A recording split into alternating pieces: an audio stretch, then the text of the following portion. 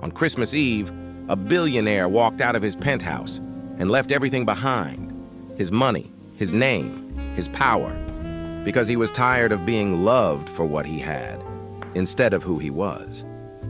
An hour later, the city didn't see a billionaire anymore. It saw a homeless man, ignored, pushed aside, and treated like he didn't exist. Then one exhausted waitress did something no one else would. She gave him her dinner. She had no idea who he really was. And that single, quiet act was about to change both of their lives forever. An hour later, the Alexander Vance everyone knew was gone. The designer suit was replaced with a threadbare jacket with a busted zipper. The $1,000 shoes were swapped for worn-out boots with holes in the soles. He smeared a little dirt on his face, messed up his perfect hair, and walked right out the front door of the marble lobby he owned, leaving his wallet, his keys, and his entire identity behind. The cold was a shock, hitting him like a punch. From his penthouse, the festive lights had looked magical.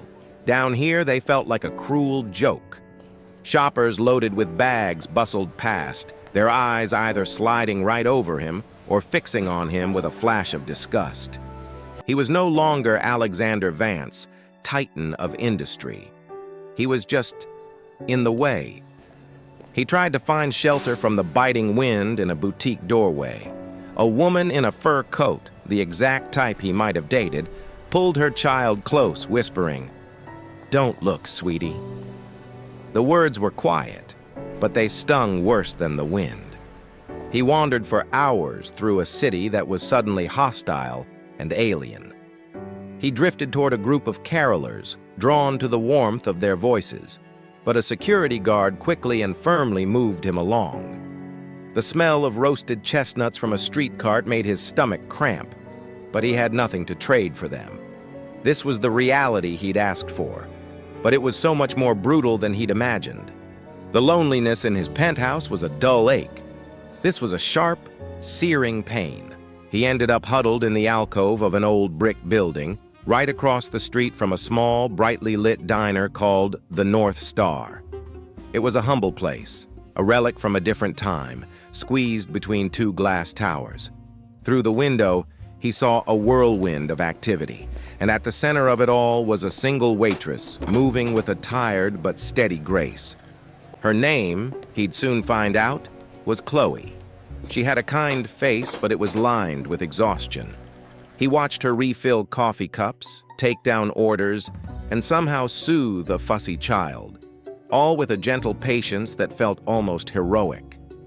A rich-looking couple complained loudly that their steak was overcooked. Chloe apologized over and over, even though it wasn't her fault, and rushed to the kitchen. She came back moments later, not just with a new steak, but with a slice of cheesecake on the house, disarming the angry customers with a tired smile. Finally, as the dinner rush slowed, Chloe stepped outside for a breath of cold air, pulling her thin coat tight. She was holding a thermos and a small foil-wrapped package. Her eyes scanned the dark street and landed right on Alexander, shivering in the shadows. He braced himself for her to hurry back inside, to lock the door, to do what everyone else had done. But she didn't. She hesitated for just a second, and then she walked straight toward him. "Excuse me," she said softly. "You look like you could use this more than me." She held out the thermos and the package. Alexander just stared at her, confused. "What is it?" "It's just some tomato soup and a grilled cheese," she said with a small, almost shy smile. "It's my dinner, but it's Christmas Eve. Nobody should be hungry and cold on Christmas." He was speechless. He took them, his frozen fingers fumbling against the warmth of the thermos.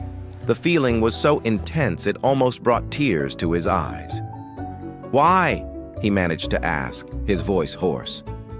"Why are you doing this?" Chloe shrugged.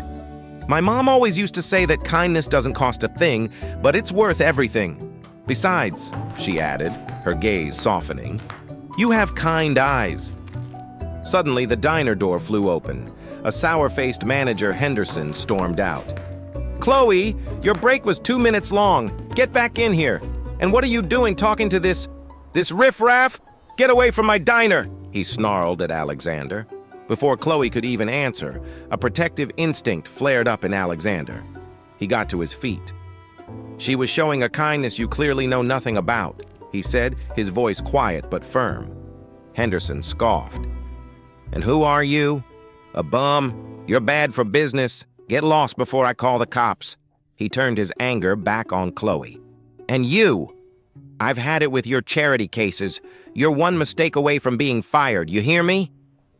Chloe's face fell, but she just nodded and turned to go back inside, shooting one last worried look at Alexander. A cold fury burned in Alexander's chest. This was it, the test. Not just for Chloe, but for the world he thought he knew. He watched Henderson berate her again just inside the door, his face twisted with petty anger. He took one slow, deliberate step out of the shadows. I don't think you'll be firing her, Alexander said. His voice had a natural authority now that made Henderson pause. What did you just say to me? Henderson sneered. At that exact moment, a sleek black Rolls-Royce Phantom purred to a stop at the curb. The back door opened and Arthur stepped out, holding a thick cashmere overcoat. He walked calmly toward them, his eyes fixed only on Alexander. Mr. Vance, Arthur said, his voice cutting through the night. I trust your experiment was a success. We have the final acquisition papers for the Sterling Restaurant Group ready for your signature. Henderson froze. His jaw dropped. The wealthy couple who had complained about the steak were just leaving, and they stopped dead in their tracks, staring in disbelief. Chloe looked from Alexander to Arthur and back again, her mind racing. Mr. Vance, she whispered. Alexander ignored everyone else. He looked only at her. He took a step closer as Arthur draped the luxurious coat over his tattered clothes. The Sterling Group, Alexander explained, his voice low and powerful, is the company that owns this diner, and about half an hour ago I finalized the purchase. Which means, Mr. Henderson, he said, turning an icy gaze on the manager, that I'm your boss. Or, I was. He glanced at Arthur. Arthur, please process Mr. Henderson's final paycheck and have security escort him off my property. Henderson turned a sickly white. Mr. Vance, sir, I didn't know. It was all a misunderstanding. No, Alexander said coldly. It was a moment of clarity. You showed me exactly who you are. You're fired. He then turned back to a completely stunned Chloe. He took her hand. I am so sorry for the deception. My name is Alexander Vance. Everything about me was a lie tonight, except for one thing. I came out here looking for someone with a good heart. And in a world full of people who wouldn't give a stranger the time of day, you gave me your dinner. Tears started to well in Chloe's eyes. I don't understand. You have a kind heart, he said softly. The world needs more of that. You told me your mother is ill? Consider her medical bills paid. And I'm starting a new foundation to help the city's homeless, and I want you to run it. I'll pay you 10 times what you were making here. But none of that is the important part. He looked at her, all pretense gone, showing a vulnerability no one had ever seen. The important part, he said, is that I think you're the most incredible person I've ever met. When this night is over, and I'm no longer a homeless man, and you're no longer a waitress, I'd like to take you on a proper date.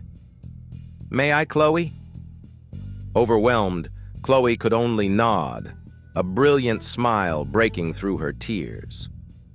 On a snowy Christmas Eve, a billionaire had pretended to be poor to find something priceless. And a waitress had offered a simple kindness that changed her life, and his, forever. True wealth isn't about what you have in the bank, is it? It's about what you're willing to give. A single act of kindness can send ripples out into the world, changing lives in ways we can't even imagine. You never know the impact one moment of generosity can have. If this story made you believe in the power of a good heart, please share it with someone who needs a little inspiration. Because sometimes the smallest gesture can create the biggest magic.